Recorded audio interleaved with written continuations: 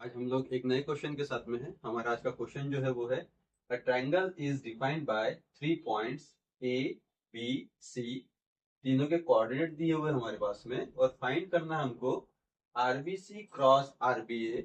Second find करना है the area of triangle और थर्ड फाइंड करना है हमको a unit vector perpendicular to the plane in which triangle is located. जैसा कि आप लोग क्वेश्चन को देख रहे हैं, सबसे पहले हमारा काम होता है गिवन डेटा को तैयार करना। किसको तैयार करना? गिवन डेटा को। अब गिवन डेटा क्या है हमारे पास में, देखो यहाँ पे सबसे पहले दिया उसने हमको ए के कोऑर्डिनेट। ए के कोऑर्डिनेट कितने हमारे पास में 2 -5 एंड 1। इससे हम लोग तैयार कर लेंगे वेक्टर को। तो वेक्टर हमारे पास में क्या बनेगा? वेक्टर ए इक्वल्स टू, पहला जो कोऑर्डिनेट है एक्स को रिप्रेजेंट करता है, इसलिए यहाँ पर हम लोग लिखेंगे ट्वाइस ए एक्स। सेकेंड रिप्रेजेंट करता है वाई को, तो बनेगा -5 ए वाई। थर्ड रिप्रेजेंट करता है जेड को, तो बनेगा +1 ए जेड। ठीक है। सिमिलरली बी को निकाल देंगे हम लोग। बी के कोऑर्डिनेट हमारे पास में क्या है? -3 2 4। जब बी निकालेंगे तो बी के लिए हमारे पास में वैल्यू बनेगी, देखो एक्स की वैल्यू क्या बनेगी? -3 ax। वाई की वैल्यू बनेगी +2 ay। जेड की वैल्यू बनेगी +4 az। उसके बाद में हम लोग सी के निकाल देंगे पॉइंट। सी की वैल्यू क्या हमारे पास में? 0 3 1। इसको जब आप तैयार करोगे वेक्टर फॉर्म में, तो आपके पास में देखो जीरो दिया हुआ है, तो हम लोग यहाँ पे जीरो लिखेंगे ताकि हमको कैलकुलेशन समझ में आए। प्लस यहाँ पर आएगा 3ay। उसके बाद में क्या है? +1 az। जब भी आप वेक्टर तैयार करते हो तो जो भी कोऑर्डिनेट दिया रहेगा साइन के साथ में, उसी को हमको अप्लाई करना है।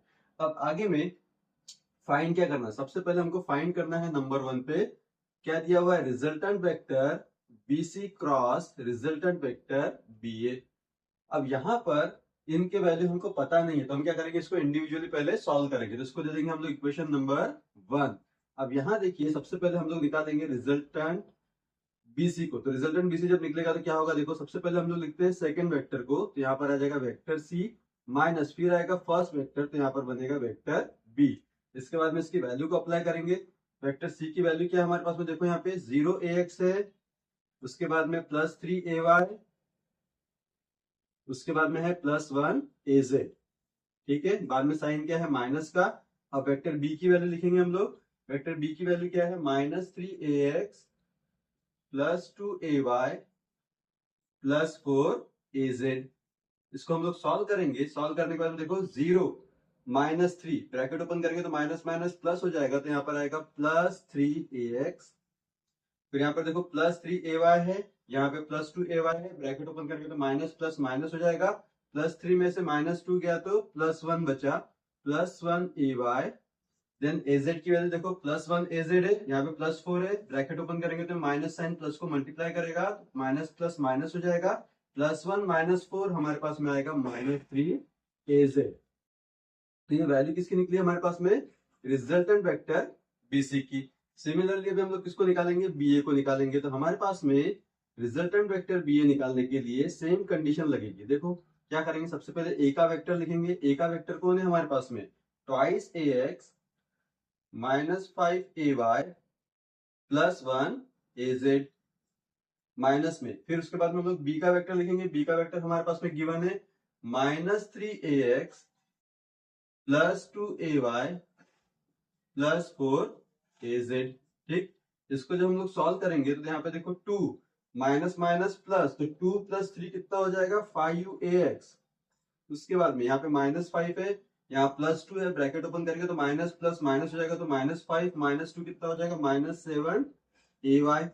देन यहाँ पर देखिए +1 है, यहाँ पर +4 है, ब्रैकेट ओपन करेंगे तो माइनस प्लस माइनस हो जाएगा। +1 -4 हमारे पास में कितना आएगा? -3 az। ठीक है। तो ये वैल्यू किसकी आ गई हमारे पास में? रिजल्टेंट वेक्टर आरबीए की। अब हम क्या करेंगे? हमारे पास में दोनों वैल्यू आ चुकी है, इसको हम लोग उठा के इक्वेशन नंबर 1 में रखेंगे। देयरफॉर फ्रॉम इक्वेशन 1 यहां पर हमारे पास में क्या आएगा? Resultant vector BC cross resultant vector BA. इसको सॉल्व करने का तरीका होता है, सबसे पहले हम लोग बनाते हैं डिटर्मिनेंट। डिटर्मिनेंट में हम लोग लिखते हैं सबसे पहले ax को, ay को और az को। अब क्या करेंगे? ये जो आरबीसी है, आरबीसी की वैल्यू ढूंढो यहाँ पे। तो ax की वैल्यू कितनी है? 3, तो हम लोग लिखेंगे 3। फिर ay की वैल्यू कितनी है? 1, तो 1 लिखेंगे। az की वैल्यू कितनी है? -3, तो -3 लिखेंगे। उसके बाद में फिर सेकंड वैल्यू किसकी है? आरबीए की। आरबीए में ए एक्स की वैल्यू कितनी है हमारे पास में 5 है, तो 5 लिखेंगे। फिर -7 है, ए वाई की वैल्यू -7 लिखेंगे, ए जेड की वैल्यू -3 है तो -3 लिखेंगे। लिखते समय आपको एक बात का ध्यान रखना है कि जब भी आप डिटरमिनेंट सॉल्व करेंगे इनकी पोलैरिटी हमेशा चेंज होगी। ये जो फर्स्ट वाला ए एक्स है ये हमेशा प्लस को रिप्रेजेंट करेगा, ए वाई माइनस को रिप्रेजेंट करेगा और ए जेड प्लस को रिप्रेजेंट करेगा। जब आप इसका फाइनल रिजल्ट बनाएंगे तो रिजल्ट कैसे बनेगा, देखो डिटरमिनेंट का।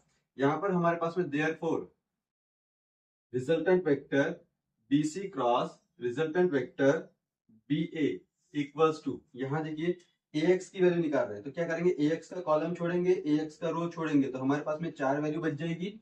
4 वैल्यू बचेगी तो क्या होगा 1 इंटू -3, यहाँ पर आएगा 1 इंटू -3 माइनस में, फिर क्या बनेगा -7 इंटू -3, यहाँ पर आ जाएगा -7 इंटू -3। तो ये वैल्यू किसकी बन गई हमारे पास में, AX की बन गई।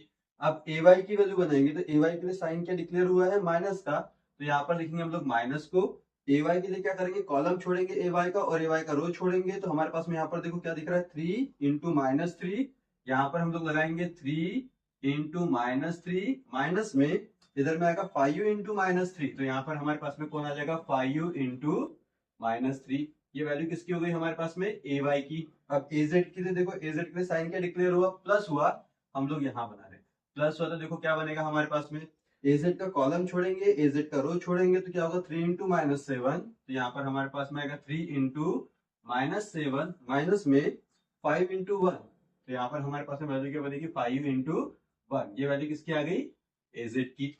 अब इसको हम लोग सॉल्व करेंगे तो इक्वल्स टू में देखो क्या बनेगा हमारे पास 1 इंटू -3 यहाँ पर 7 3 से कितना होता है 21 और ये माइनस है यहाँ पे तो क्या होगा -21, बाहर में क्या आ जाएगा ax, फिर साइन क्या है बाहर में माइनस का है, इसको सॉल्व करेंगे 3 इंटू -3 कितना होगा -9 हो जाएगा। यहाँ पर देखो क्या है 5 इंटू -3 कितना है -15 और ये माइनस साइन को बाहर से मल्टीप्लाई करेगा तो क्या बनेगा +15, ये हमारे पास में हो जाएगा ay। उसके बाद में हम लोग आगे आते हैं, यहाँ पे साइन क्या है प्लस का है, यहाँ देखिए 3 इंटू -7 कितना होगा -21, फिर यहाँ पर 5 इंटू 1 क्या होगा 5 तो -5, ये हमारे पास में वैल्यू किसकी आ गई एजेड की। जब आप फाइनली इसको सॉल्व करोगे तो आपके पास में जो आंसर आएगा वो आंसर किसका आएगा आरबीसी क्रॉस आरबीए का, और वो आंसर रहेगा आपके पास में -3 -21 कितना होगा -24 AX। अब यहाँ देखिए -9 + 15 कितना होता है 6 होता है, 6 और ये माइनस साइन बाहर से आएगा तो क्या बनेगा -6 AY बन जाएगा। यहाँ पर देखिए हमारे पास में -21 -5 कितना होगा -26, तो यहाँ पर हमारे पास में कितना आएगा -26 AZ बन जाएगा। देख रहे हैं आप लोग, तो हमारे पास में ये जो रिजल्ट आया ये हो गया पहले आंसर का आरबीसी क्रॉस आरबीए का। अब हमको क्या निकालना है, द एरिया ऑफ ट्रायंगल निकालना है। सेकेंड हम लोग निकालेंगे the area of triangle, area of triangle. अब ट्रायंगल की मैं बात कर रहा हूं तो हमेशा इस टाइप के क्वेश्चन में आप ध्यान में रखना कि जब भी हम लोग ट्रायंगल का फॉर्मूला लगाएंगे ऑलरेडी आपके पास में ट्रायंगल की वैल्यू दी रहेगी। हमेशा कोई भी क्वेश्चन निकालो आपको इस फॉर्म में दिया रहेगा क्रॉस प्रोडक्ट के फॉर्म में, तो समझ जाने की वैल्यू किसके लिए काम कर रही है, ट्रायंगल के लिए काम कर रही है। अब यहाँ पर जब ट्रायंगल के लिए फॉर्मूला बनेगा तो क्या बनेगा 1/2 मैग्नीट्यूड ऑफ, कौन है यहाँ पे हमारे पास में आरबीसी क्रॉस, ये देख रहे हैं आप लोग, और यहाँ पर क्या बनेगा आरबीए। ये फॉर्मूला किसका बन गया एरिया ऑफ ट्रायंगल का। अब यहाँ देखिए ये 1/2 है, इसका मैग्नीट्यूड मुझे मालूम है क्या, नहीं, इसको मुझे कैलकुलेट करना पड़ेगा, लेकिन आरबीसी क्रॉस आरबीए की वैल्यू मुझे पता है, ये हमने कैलकुलेट करके निकाली। जब मैग्नीट्यूड निकालते हैं तो बनता है अंडर रूट, इसलिए मैं यहाँ पे ब्रैकेट ले रहा हूँ। ये देखो अंडर रूट बनाया।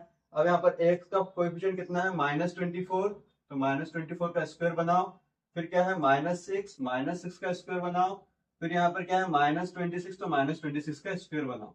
ठीक है, इसके बाद में जब हम इसको सॉल्व करेंगे तो हमारे पास में जो मैंने कैलकुलेट करके रखा हुआ है एक आंसर आएगा, और वो आंसर आएगा हमारे पास में 17.944। एरिया निकाल रहे हैं हम लोग, इसका यूनिट क्या बनेगा मीटर स्क्वायर। ये हो गया हमारा सेकेंड आंसर। अब हम लोग आएंगे थर्ड वन पे। थर्ड वन क्या बोलता है, unit vector perpendicular to the plane in which triangle is located. अब यहाँ देखो जब भी हमको यूनिट वेक्टर निकालने के लिए बोलेगा इसका मतलब यहाँ पर मुझे एक ही सर पे कैप बिठाना है। अब वो यूनिट वेक्टर किसके लिए काम कर रहा है, ट्रायंगल के लिए, और ट्रायंगल हमारे पास में यहाँ पे दो टर्म में दिया हुआ आरबीसी क्रॉस आरबीए के फॉर्म में, तो हम लोग ट्रायंगल को रिप्रेजेंट करने के लिए इसके सफिक्स में क्या लगा देंगे, एन लगा देंगे। हमको इतना पता है कि जब भी मैं यूनिट वेक्टर निकालता हूं तो यूनिट वेक्टर कैसे निकालते हैं, रिजल्टेंट वेक्टर अपॉन उसका मैग्नीट्यूड। तो अब रिजल्टेंट वेक्टर किसका निकालेंगे, रिजल्टेंट वेक्टर निकलेगा ट्रायंगल का, और ट्रायंगल को कौन रिप्रेजेंट कर रहे हैं यहाँ पे, आरबीसी क्रॉस आरबीए। तो हमारे पास में यहाँ पर देखो टर्म आ जाएगा आरबीसी क्रॉस आरबीए, ये किसको रिप्रेजेंट कर रहा है, ट्रायंगल को। तो ऊपर में कौन आ गया, रिजल्टेंट वाली टर्म आ गई, नीचे में क्या बनेगा इसका मैग्नीट्यूड। तो यहाँ पर हमारे पास में आएगा magnitude RBC cross magnitude RBA. ये किसको निकाल रहे हैं हम लोग, यूनिट वेक्टर को निकाल रहे हैं। अब हम लोग यहाँ पर वैल्यू पुट करेंगे। यहाँ पर देखो आरबीसी क्रॉस आरबीए की वैल्यू हमारे पास में निकली हुई है, देख रहे हैं यहाँ पे कितना है, -24ax -6ay -26az अपॉन में इसका क्या निकाल रहे हैं, मैग्नीट्यूड। मैग्नीट्यूड का मतलब क्या हो रहा है, हम लोग अंडर रूट बनाएंगे, यहाँ पे अंडर रूट में वैल्यू लिखेंगे -24 का स्क्वायर प्लस -6 का स्क्वायर प्लस -26 का स्क्वायर। ठीक है, इसको जब आप डिनोमिनेटर की वैल्यू को जब सॉल्व करोगे आप लोग, तो डिनोमिनेटर का आपके पास में एक आंसर आएगा, इसको कैलकुलेट में जब पुट करोगे, तो मैंने यहाँ पे कैलकुलेट करके रखा है, उसका आंसर आएगा आपके पास में 35.887 35.887। ये किसका आंसर है, ये डिनोमिनेटर का। ऊपर की वैल्यू जैसी की वैसी -24ax -6ay -26az।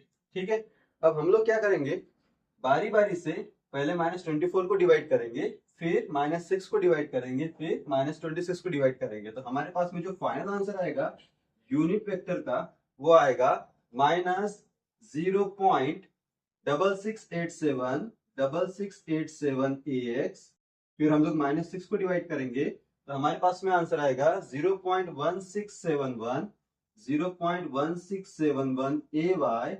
फिर हम लोग -26 को डिवाइड करेंगे, तो हमारे पास में आएगा -0.7244 az।